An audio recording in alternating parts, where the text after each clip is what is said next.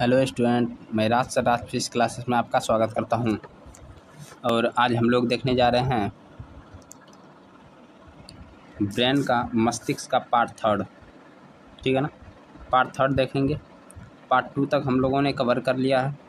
Part two तक cover किया है, वो भी पूरा विश्लेषण के साथ। तो जो नहीं देखे हैं पार्ट वन और पार्ट टू नहीं देखे हैं, फटाफट पहले पार्ट वन पार्ट टू देखिए। और जितने भी स्टूडेंट हैं फटाफट लाइव जुड़ जाइए। और आप लोग यदि चाहें तो शेयर कर सकते हैं, नहीं तो कोई ज़रूरी भी नहीं है।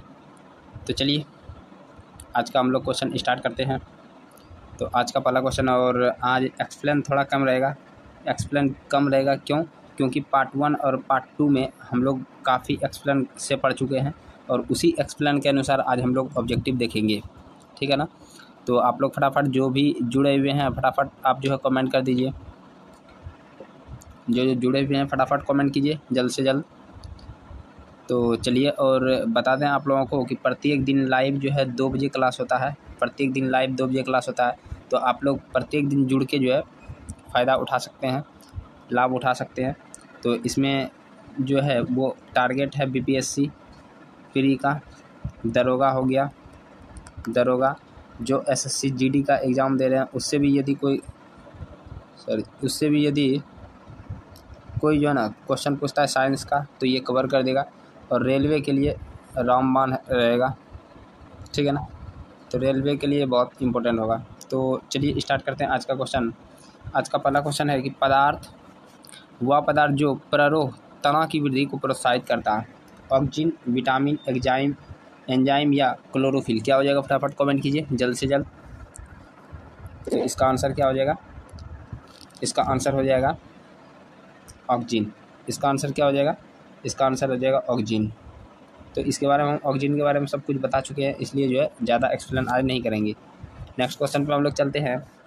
बहुकोशिकीय जीवों में समन्वय होता है किसके कारण? रासायनिक समन्वय होता है या तंत्रिका समन्वय होता है, या रासायनिक समन्वय और तंत्रिका समन्वय दोनों होता है, या इनमें से कोई नहीं? फटाफट बताइए। बहुकोशिकीय जीवों में समन्वय किसके द्वारा होता है? तो इसका आंसर जो भी जो है तंत्रिका समन्वय कर रहे हैं वो बिल्कुल सही होंगे, और जो सी करते होंगे वो गलत हो जाएंगे। कारण क्या है कि समन्वय का मतलब क्या होता है? तालमेल। समन्वय मतलब तालमेल स्थापित करना। और यदि नियंत्रण रहता तो नियंत्रण या रासायनिक के द्वारा होता है, जो है रासायनिक पदार्थ का जो स्राव होता है वो नियंत्रण हो जाएगा। लेकिन तंत्र क्या करता है? तालमेल स्थापित करता है। यदि मान लेते हैं हाथ में कोई मच्छर काट रहा है, तो मच्छर काट रहा है तो अब मोटर नर्व्स उसको जो है आदेश देगा, ठीक है ना, ऑर्डर देगा मारने के लिए। तो ये कौन कर रहा है? ये कर रहा है तंत्रिका, नर्व्स कर रहा है। ठीक है। तो नेक्स्ट क्वेश्चन पे हम लोग चलते हैं। नेक्स्ट क्वेश्चन है, पौधों में पत्तियों फूलों के गिरने को कौन सा हार्मोन जो है ना नियमित करता है? कौन सा हार्मोन जो है नियमित करता है, मतलब कि फूल और पत्ती को गिराने में मदद करता है? कौन सा हो जाएगा? ऑक्सीन हो जाएगा, एफसीसी हो जाएगा, जिबरेलिन या फ्लोरीजेंस? फटाफट बताइए। फ्लोरीजेंस हार्मोन के बारे में बताएं तो ये जो फूलों को खिलने में मदद करता है। फ्लोरीजेंस हार्मोन जिसमें ज़्यादा होता है उसमें ज़्यादा फूल खिलता है। जैसे कि आप लोग देखे होंगे कि गजरा होता है ना, गजरा देखे होंगे कि बाल में लगाता है, तो गजरा में बहुत ज़्यादा फूल होता है। तो ये फ्लोरीजेंस जिस जो है ना पौधा में फ्लोरीजेंस हार्मोन का स्राव ज़्यादा होगा उसमें फूल ज़्यादा मात्रा में खिलेगा। तो फ्लोरीजेंस ये एक जो है पादप हार्मोन है। तो ऑक्सीजन यहाँ पे क्या बोल रहा है कि पौधों गिरने वाला जो है ना, मतलब पत्तियों और फूलों को गिराने वाला, तो कौन सा हो जाएगा? Abscisic acid. जो भी एब्सिसिक एसिड की है वो सबका राइट है। तो चलिए इसका आंसर ये हो जाएगा। और ये आप लोगों को बता चुके थे कि जिबरेलिन और जो ऑक्सीजन है ये वृद्धि में सहायक करता है। ठीक है, पौधा के बढ़ने में, तना के बढ़ने में सहायक करता है। अगला क्वेश्चन देखते हैं हम लोग। अंकुरित हुए बीजों की वृद्धि के अग्रभाग पर उत्पन्न होता है। अंकुरित हुआ जो बीज है उसके वृद्धि के अग्रभाग पे, जैसे मान लीजिए कि ये कोई बीज है, ये अंकुरित हुआ तो ये ऊपर गया, तो ये जो ऊपर जाता है इस और एक भाग नीचे चले जाता है, तो ऊपर वाला जो भाग जाता है इसको हम लोग क्या कहते हैं? इसको कहते हैं प्रंकुर। ये भी याद रखना है, इसको कहते हैं जो ऊपर निकलता है उसको प्रंकुर कहते हैं। यही आगे जाके तना बन जाता है, तना बनता है। अब दूसरा निकलता है नीचे, इसको कहते हैं मूलांकुर। मूलांकुर जो है आगे जाके क्या बन जाता है, तो आगे ये जड़ बन जाता है। याद रखना, मूलांकुर क्या बन जाता है, जड़ बन जाता है। तो यहाँ बोल रहा है कि अंकुरित हुए बीजों की वृद्धि के अगर भाग में उत्पन्न होता है तो क्या होता है, तो ये हो जाएगा ऑक्जिन। याद रखना, ऑक्जिन जो है ये शीर्ष स्तंभ में पाया जाता है, अर्थात अगर भाग में पाया जाएगा, बीज जो वृद्धि करेगा उसके अगर भाग में पाया जाएगा। नेक्स्ट क्वेश्चन पे हम लोग बात करते हैं कि किस हार्मोन से तने की चोटी पर की कोशिकाओं में विभाजन होता है और जो पौधा लंबा होता है, फटाफट बताइए। जिबरेलिन होगा, एब्सिसिक होगा, ऑक्जिन होगा या फ्लोरीजेंस होगा, फटाफट बताइए। कौन सा कोशिकाओं में विभाजन होता है और जो पौधे लंबा होते हैं, किसके द्वारा, तो पौधा जो लंबा होता है वो तना का जो है चोटी, तना का चोटी यदि बात करते हैं तना वाला जो है हिस्सा में, तो ये जिबरेलिन जो है ज़्यादा सहायक होता है। ठीक है, जिबरेलिन ज़्यादा सहायक हो जाएगा। इसका आंसर हो जाएगा ए नंबर। ए नंबर जिसका आंसर है वो सबका सही है। आज नेक्स्ट क्वेश्चन पे चलते हैं हम लोग फिर से 53 नंबर पे। तो तंत्रिका तंत्र किस ऊतक से बना होता है, फटाफट बताइए। संयोजी ऊतक, पेशी ऊतक, तंत्रिका ऊतक या एपिथेलियम ऊतक, एपिथेलियल ऊतक क्या हो जाएगा, फटाफट बताइए। आप लोग कमेंट कीजिए फास्ट, आज जल्द से जल्द जो है हम लोग सेट को निपटा देंगे। तंत्रिका तंत्र, क्योंकि ये सब समझा चुके हैं आप लोगों को।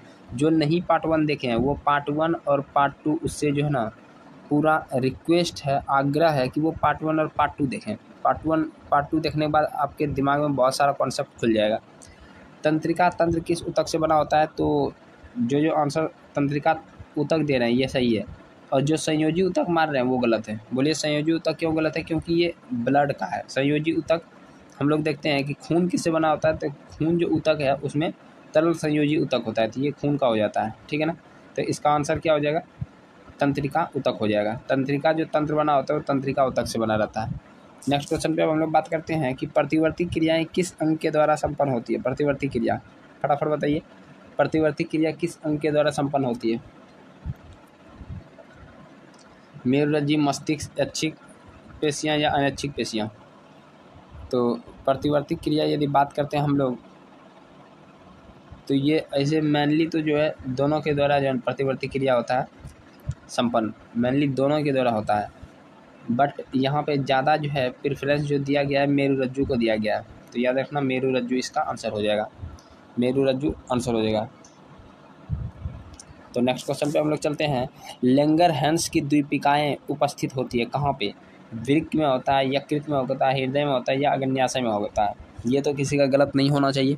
लैंगरहैंस की द्वीपिकाएँ जो है उपस्थित होता है कहाँ पे, तो इसका आंसर क्या हो जाएगा, इसका आंसर जितना भी पेनक्रियाज मान रहे हैं या तो अग्न्याशय मार रहे हैं, ये अग्न्याशय इसका आंसर सही हो जाएगा। क्योंकि लैंगरहैंस में जो है द्वीपिका में 3 सेल है, कौन कौन सा, अल्फा सेल, बीटा सेल और एक होता है गामा सेल। तो याद रखना गामा सेल। हम लोग देखते हैं ये बीटा सेल से क्या साबित होता है, बीटा सेल से ही देखते हैं हम लोग कि एक हार्मोन निकलता है जिसका नाम है इंसुलिन हार्मोन। जिसका नाम क्या है, इंसुलिन हार्मोन, इंसुलिन हार्मोन होता है। तो याद रखना इतना बात। नेक्स्ट क्वेश्चन पे हम लोग चलते हैं। नेक्स्ट क्वेश्चन है मास्टर ग्रंथि कहलाता है, कौन सा ग्रंथि मास्टर ग्रंथि कहलाता है, पीयूष ग्रंथि या थायराइड ग्रंथि, एड्रिनल या पैराथायराइड। तो ये सब के बारे में हम ग्रंथि के बारे में जो है आप लोगों को समझा चुके हैं। ठीक है, तो मास्टर ग्रंथि कहलाता है, कौन सा ग्रंथि हो जाएगा, तो इसका आंसर हो जाएगा पीयूष ग्रंथि। क्यों कहते हैं, क्योंकि ये सभी ग्रंथि को क्या करता है, कंट्रोल करता है, सभी ग्रंथि को ये कंट्रोल करने का काम करता है। तो यह रखना है, इसलिए इसको मास्टर ग्लैंड कहते हैं। थायराइड हम बताए थे, गला में एक जो है ना ग्रंथि पाया जाता है जिसको थायराइड कहते हैं। यदि क्वेश्चन पूछ दे कि मानव शरीर में, देखिए बहुत इंपॉर्टेंट क्वेश्चन है, मानव शरीर में सबसे बड़ा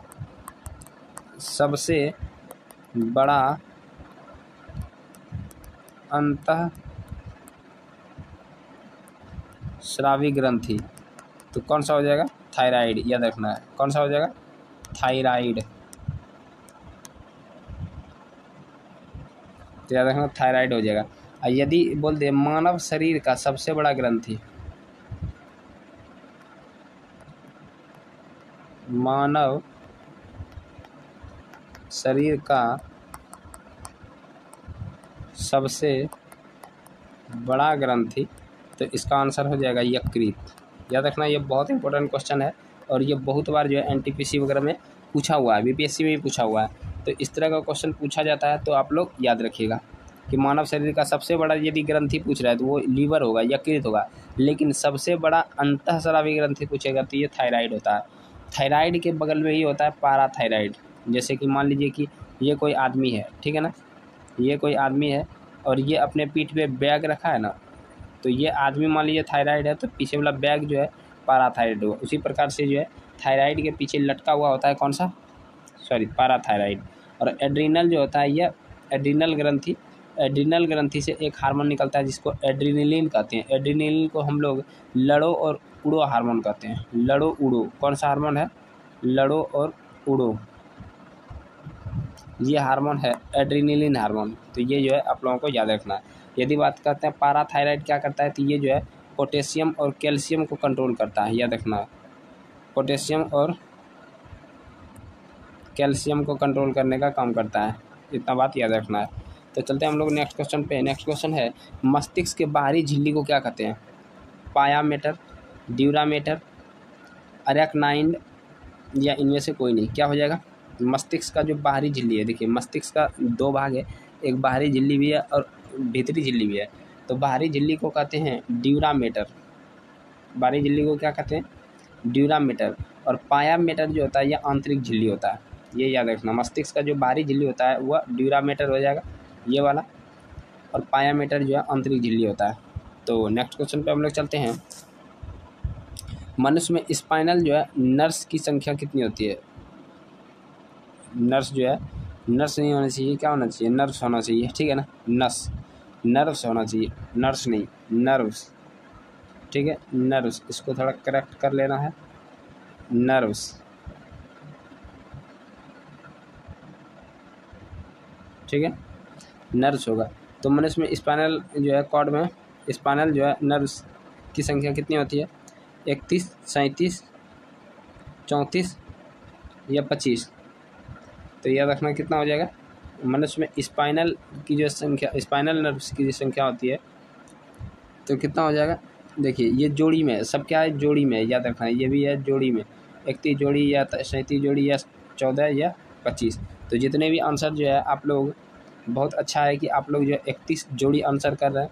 31 जोड़ी हो जो जाता है ये जो है स्पाइनल कॉर्ड में होता है। जैसे हम बताए थे ये जो है रीढ़ का डियर इस तरह करके जो है निकला हुआ था। तो पिछले वीडियो में आप लोगों को पिक्चर भी दिखाए हुए थे। तो इसका आंसर क्या हो जाएगा, फटाफट आप लोग मान लीजिए 31 जोड़ी हो जाएगा, 31 जोड़ी हो जाएगा, 31 नहीं होगा, 31 नहीं, 31 जोड़ी होगा। निम्नलिखित में से कौन शरीर का ताप जो है ना नियंत्रण केंद्र है, शरीर का जो ताप है, ताप नियंत्रण केंद्र कौन सा है, स्पाइनल कॉर्ड है या हाइपोथैलेमस है या सेरिबेलम है या उपयुक्त छवि। इसमें से किसी का गलत नहीं होना चाहिए। फटाफट आप लोग जो है आंसर कीजिए, क्या हो जाएगा आंसर, जल्द से जल्द बताइए। तो देखिए शरीर का ताप जो है नियंत्रण केंद्र ये होता है आपका हाइपोथैलेमस। तो हाइपोथैलेमस के बारे में आप लोगों को पढ़ा चुके हैं, ठीक है ना। तो चलिए सेरिबेलम क्या करता है, ये जो है कंट्रोल स्थापित करता है, सेरिबेलम। स्पाइनल कॉर्ड ये जो है बता ही दिए आप लोगों को कि प्रतिवर्ती क्रियाओं का जो है नियंत्रण करता है। अगला क्वेश्चन है मस्तिष्क के आंतरिक झिल्ली को कहते हैं, अभी जस्ट बताया, पायामेटर, ड्यूरामेटर, अरेक्नाइड या उपयुक्त छवि। कौन सा हो जाएगा, आंतरिक झिल्ली बोल रहा है। तो आंतरिक झिल्ली कौन सा होता है, पायामेटर होता है, और ड्यूरामेटर जो होता है ये बाहरी झिल्ली होता है। नेक्स्ट क्वेश्चन पे हम लोग चलते हैं। दो तंत्रिकाओं के मध्य खाली स्थान को क्या कहते हैं, दो तंत्रिकाओं के मध्य जो है खाली स्थान को क्या कहते हैं। तो इसमें सब हम बता चुके हैं, दो तंत्रिकाओं के मध्य खाली स्थान को क्या कहते हैं, सिनेप्स या एक्सॉन या जो है माइलिन शीथ या इनमें से सभी। क्या हो जाएगा फटाफट बताइए। तो हम जो है आप लोगों को बताए थे कि न्यूरॉन इस तरह करके बनता है, न्यूरॉन जो है इस तरह का जो है बनता है, ठीक है ना। इसमें से एक भाग जो होता है वो ज़्यादा लंबा होता है, तो इसको हम लोग एक्सॉन कहते हैं। ध्यान दिया हुआ एक्सॉन। माइलिन शीथ इसी में से जो है देखते हैं हम लोग जो है इस तरह, तो इसमें जो है ये माइलिन शीथ कहलाता है। उसके बाद सिनेप्स जो होता है, कोई भी दो नर्व्स आपस में जब जो है कनेक्ट नहीं रहता है तो बीच में खाली स्थान को क्या कहते हैं, सिनेप्स कहते हैं, सिनेप्स। तो याद रखना बीच में खाली स्थान जो है वह क्या कहलाता है? सिनेप्स कहलाता है। तो इसका आंसर क्या हो जाएगा? सिनेप्स हो जाएगा। और नेक्स्ट क्वेश्चन पे हम लोग चलते हैं। शरीर का प्रमुख जो समन्वय केंद्र कौन सा होता है? नाभि होता है, पैर होता है, मस्तिष्क होता है, ये पीठ होता है। क्या हो जाएगा आंसर? फटाफट कमेंट कीजिए। तो इसका आंसर क्या हो जाएगा? इसका आंसर हो जाएगा मस्तिष्क। मस्तिष्क सबका आंसर सही है, तो बिल्कुल राइट है आप लोगों का आंसर। नेक्स्ट क्वेश्चन पे हम लोग चलते हैं। पराग नलिका का बीजांड की ओर वृद्धि करना जो है ना किस प्रकाश का अनुवर्तन है? पराग नलिका का बीजांड की ओर वृद्धि करना जो है किस प्रकार का अनुवर्तन है? जलानुवर्तन है, प्रकाशानुवर्तन है, रसायनानुवर्तन है, या इनमें से कोई नहीं? फटाफट बताइए क्या हो जाएगा इसका। आप लोगों को क्लास में पूरा पढ़ा दिए हैं कि जलानुवर्तन क्या होता है, प्रकाशानुवर्तन क्या होता है, रसायनानुवर्तन क्या होता है, तो ये सब हम पढ़ा चुके हैं। इसका आंसर क्या हो जाएगा? इसका आंसर सी हो जाएगा। सी जो कर रहे हैं उसका आंसर सही होगा, सी। तो आप लोग जब फास्ट कमेंट कीजिए। नेक्स्ट क्वेश्चन है कि मेरुरज्जु आघात में किन संकेतों के आने में जो है ना व्यवधान होता है? मेरुरज्जु जो है, जो स्पाइनल कोड है, आघात हो जाए, मान लीजिए कि स्पाइनल कोड टूट जाएगा। स्पाइनल कोड में ये जो है, यदि मान लेते हैं इसके अंदर जो मेरुदंड के अंदर में जो स्पाइनल कोड है, ये स्पाइनल कोड ये टूट जाता है, तो क्या होता है? मान लीजिए यहाँ से टूट गया इसका कनेक्शन, तो अब इधर से जितना भी जो है ना भाग जुड़ा हुआ है शरीर का, ये सब जो है ना काम करना बंद कर देगा। मतलब यहाँ से मान लीजिए कि आपका एक हाथ है, ठीक है, जब हाथ कभी कभी या तो रीढ़ का हड्डी है ना, रीढ़ का हड्डी कभी आदमी को चोट लग जाता है तो पैर पूरा उसका काम नहीं करने लगता। कारण क्या है? यदि वो नर्व्स टूट गया, इसके अंदर में जो मेरुरज्जु है ये टूट गया, तो आपका जो है आपके पैर का कोई भी कनेक्शन जो है माइंड से नहीं हो पाएगा। जब नहीं होगा तो ये जो है क्या करेगा? विद्युत आवेग को जो है नहीं भेज पाएगा। तो वही बोल रहे हैं मेरुरज्जु आघात में किन संकेतों को आने में व्यवधान होता है? तो यहाँ विद्युत आवेग को, न्यूरॉन से विद्युत आवेग जो प्रवाहित होता है वो आने में दिक्कत होने लगता है। अगला क्वेश्चन है, कौन सी अंतःस्रावी ग्रंथि एड्रेनलिन हार्मोन का स्राव करती है? अभी जस्ट बताया एड्रेनलिन हार्मोन का स्राव कौन करता है? अगर न्यास है एड्रिनल, यकृत या उपयुक्त सभी। क्या हो जाएगा आंसर? तो आंसर हो जाएगा आप लोगों का एड्रिनल ग्रंथि से। एड्रेनलिन हार्मोन जो निकलता है वो एड्रिनल ग्रंथि से निकलता है। एड्रेनलिन जो है हार्मोन को हम लोग कहते हैं फाइट एंड फ्लाइट। याद रखना, FIGHT, fight and flight. Fight and flight को ही हम लोग कहते हैं इमरजेंसी हार्मोन। इमरजेंसी हार्मोन क्यों कहते हैं? क्योंकि ये जो है ना एड्रेनलिन से, एड्रेनलिन जो हार्मोन है उसका स्राव एड्रिनल ग्रंथि से तब होता है जब इमरजेंसी पड़ जाए। जैसे मान लीजिए कि कोई आपको जो है ना बोल दे कि आप जो है ना 50 kg का बोरिया नहीं उठा सकते हैं, तो आप जो है यदि गुस्सा में आ जाए, तांस में आ जाए, तो क्या करेंगे कि आपके शरीर में जो है एड्रेनलिन हार्मोन का इतना स्राव हो जाएगा कि 50 kg उठा के पटक दीजिएगा, फेंक दीजिएगा। लेकिन आपको भी विश्वास नहीं होगा कि आखिर इतना ताकत हमरे में आया कहाँ से। जोश में कभी होता है नहीं कि आदमी जो है ना दौड़ता है, ठीक है, दो आदमी दोनों दौड़ता है, लेकिन जब देखता है कि जो है ना कि मेरा बेइज्जती होने वाला है, यदि हम नहीं दौड़ेंगे तो क्या होगा, नहीं होगा, तो इसलिए इतना दौड़ता है कभी कभी तांस में कि ये आगे निकल जाता है। तो ये किसके कारण? एड्रिनल ग्रंथि के कारण।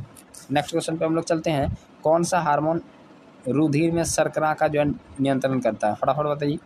इंसुलिन हो जाएगा, एड्रेनलिन हो जाएगा, पित्त हो जाएगा, लाइपेज हो जाएगा। ये तो किसी का गलत नहीं होना चाहिए। गलत हुआ तो हम जो है आपके फोने को भड़का देंगे, गलत काय हो गया। आंसर क्या हो जाएगा? कौन सा हार्मोन जो है रुधिर में शर्करा का जो है नियंत्रण करता है? तो ये हो जाएगा इंसुलिन। ये बताए थे इंसुलिन की कमी से क्या हो जाता है? इंसुलिन की कमी से डायबिटीज़ हो जाता है। अब डायबिटीज़ क्यों हुआ तो आप लोगों को बता चुके हैं। यदि शर्करा मतलब हुआ चीनी वगैरह, चीनी को जो है नियंत्रित नहीं कर सका तो शरीर में चीनी का जो है मात्रा बढ़ जाएगा, इसलिए इसको चीनी बीमारी भी कहते हैं। चीनी बीमारी, डायबिटीज़।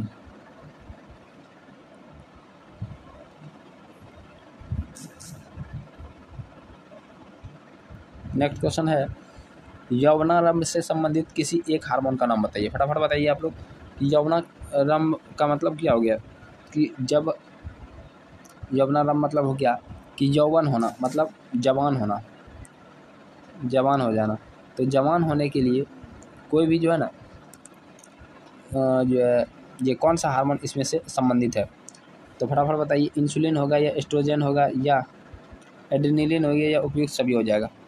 तो यौवन होने के लिए जो है तो कौन सा हार्मोन हो जाएगा? यहाँ एस्ट्रोजन होगा। ये मादा हार्मोन होता है। एस्ट्रोजन क्या है? मादा हार्मोन। तो जब इसका स्राव होने लगता है तो देखिएगा कि जो है जो मादा है मतलब जो लड़की है उसका आकृति, आकार, फेस वगैरह सब कुछ बदलने लगता है, ठीक है ना। तो इसका आकृति वगैरह शरीर का बदलने लगता है। तो ये क्या है? ये एक जो है मादा हार्मोन है, एस्ट्रोजन। तो याद रखना है। नेक्स्ट क्वेश्चन पे हम लोग चलते हैं। पादप में रासायनिक समन्वय किस प्रकार होता है? जल द्वारा, प्रकाश द्वारा, हार्मोन द्वारा या उपयुक्त सभी से? तो पादप में रासायनिक समन्वय, तो इसमें एक ही चीज़ होता है, हार्मोन होता है। पादप में रासायनिक समन्वय होता है हार्मोन से। तो याद रखना, पादप में रासायनिक समन्वय किस प्रकार होता है? तो ये होता है हार्मोन के द्वारा।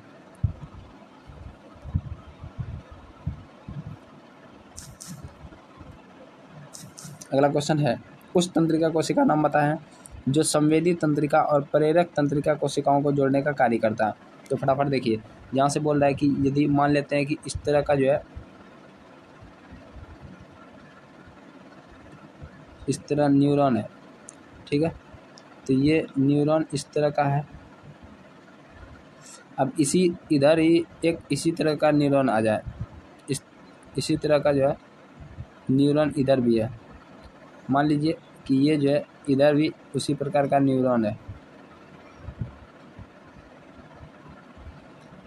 अब मान लेते हैं कि ये न्यूरॉन और ये न्यूरॉन आपस में जब जुड़ेगा तो इस बीच में खाली स्थान रहता है जिसको हम लोग क्या कहते हैं? सिनेप्स कहते हैं, ठीक है, सिनेप्स। तो वही बोल रहा है जोड़ने का कार्य कौन करता है? तो क्या हो जाएगा इसका? अंतरा तंत्रिका नुकाणु, अंतरा तंत्रिका नुकाणु, तंत्रिकाणु हो जाएगा, अंतरा तंत्रिकाणु। तो अब इसके बीच में जो है ना, इसके बीच में जो रहता है तत्व वो क्या हो जाता है? सोडियम। ये क्या रहता है? सोडियम। इसलिए कभी कभी देखेंगे कि आदमी जो है ना कभी कभी चक्कर खा के गिर जाता है, बेहोश हो जाता है। तो उसका कारण क्या है? उसका कारण उसके यहाँ जो है तंत्रिका आवेग में जो है यहाँ जो सूचना का आदान प्रदान हो रहा है वहाँ पे सोडियम का कमी हो जाता है। इसलिए जब उसको नमक पानी वगैरह पिलाते हैं तो उसका जो है ये ठीक हो जाता है। तो नेक्स्ट क्वेश्चन पे हम लोग चलते हैं। मस्तिष्क या मेरुरज्जु से प्रतिवर्तित होने के बाद आवेग जो है प्रेरक न्यूरॉनों से होकर कहाँ जाते हैं? मतलब मस्तिष्क से यदि प्रतिवर्तित हो जाता है जो आवेग है, जो सूचना, वो फिर कहाँ जाता है? उदर में जाता है या अभिवाही अंग में जाता है या पैरों में जाता है या उपयुक्त सभी में? फटाफट बताइए। तो क्या हो जाएगा इसका आंसर? इसका आंसर हो जाएगा जो है अभिवाही अंग में, अभिवाही अंग में। अगला है, रेनवियर्स की गांठ कहाँ पाई जाती है? फटाफट बताइए, ये पढ़ा चुके हैं। रेनवियर की गांठ कहाँ पाई जाती है? रेनवियर नर्व्स आप लोगों को बताए हुए थे। न्यूरॉन का जो ये एक्सॉन वाला हिस्सा होता है, एक्सॉन में भी ये देखते हैं माइलिन स्थित होता है, और इसी के बीच में जो ये खाली स्थान हो जाता है ये वाला, तो ये क्या हो जाता है? रेनवियर्स गांठ होता है, ठीक है। तो रेनवियर्स नर्व्स इसको कहते हैं, ये खाली स्थान को। तो इसका आंसर क्या हो जाएगा? रेनवियर्स गांठ कहाँ पाए जाते हैं? तो ये न्यूरॉन में हो जाएगा। किस में हो जाएगा? न्यूरॉन में हो जाएगा।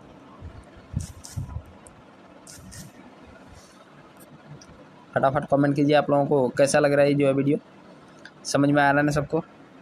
तंत्रिका तंत्र की रचनात्मक और क्रियात्मक इकाई क्या होगा? फटाफट बताइए। तंत्रिका तंत्र का विरक होगा या तंत्रिका कोशिका होगा या यकृत होगा या इनमें से सभी होगा? क्या हो जाएगा आंसर? फटाफट बताइए। तंत्रिका तंत्र की रचनात्मक और क्रियात्मक इकाई मतलब सबसे छोटा इकाई कौन सा हो जाएगा? तंत्रिका तंत्र का तो तंत्रिका कोशिका होगा, जिसको हम लोग न्यूरॉन कहते हैं, जिसको हम लोग न्यूरॉन कहते हैं।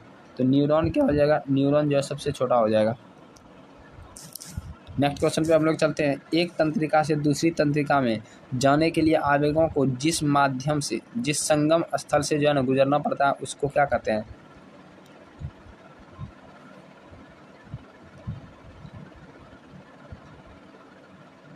जल्द से जल्द बताइए। एक तंत्रिका से दूसरी तंत्रिका में जो सूचना जाता है, एक तंत्रिका से, अभी जस्ट बताए कि ये मानिए तंत्रिका का हिस्सा है और इधर भी तंत्रिका का हिस्सा है। यहाँ जो सूचना का आदान प्रदान होगा वो किसके द्वारा होगा?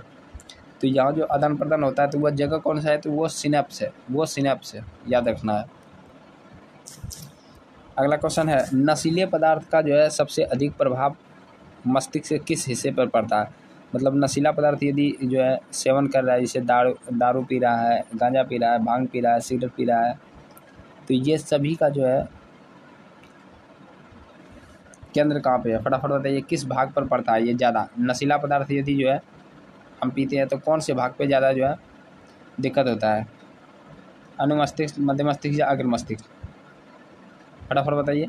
तो इसका आंसर क्या हो जाएगा, अनुमस्तिष्क। देखिए जब कोई दारू पीता है ना तो उसका सेरिबेलम जो है चौपट हो जाता है। सेरिबेलम जैसे चौपट हुआ तो वह अपने कंट्रोल से बाहर हो जाता है, कंट्रोल से बाहर हो जाता है। इसलिए कभी कभी दारू जो पिया आता ना तो वो देखिएगा उसे बोलता है हम ही जो है ना राष्ट्रपति हैं, हम ही प्रधानमंत्री हैं। इसका मतलब क्या है कि वो जो है उसका संतुलन खो जाता है और वो अपने आप को सब कुछ बुझने लगता है।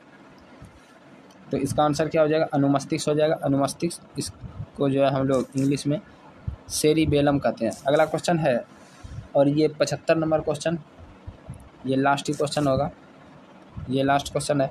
तो 75 नंबर जो है आप लोगों के लिए होमवर्क रहा। आप लोग कितना कॉन्शियस हैं ये, आप 75 के बारे में जितना जानते हैं, ग्रहण केंद्र मस्तिष्क के किस भाग में पाया जाता है, तो आप लोग जो है जितना ज़्यादा कमेंट करेंगे उतना ही ज़्यादा बेटर लगेगा। तो आप लोग कमेंट कीजिएगा जो है 75 का आंसर क्या हो जाएगा। तो चलिए जो है कैसा लगा आप लोगों को ये भी कमेंट कीजिएगा कि वीडियो कैसा लग रहा है आप लोगों को। तो चलिए मिलते हैं एक और बेहतर क्लास में, तब तक के लिए जय हिंद।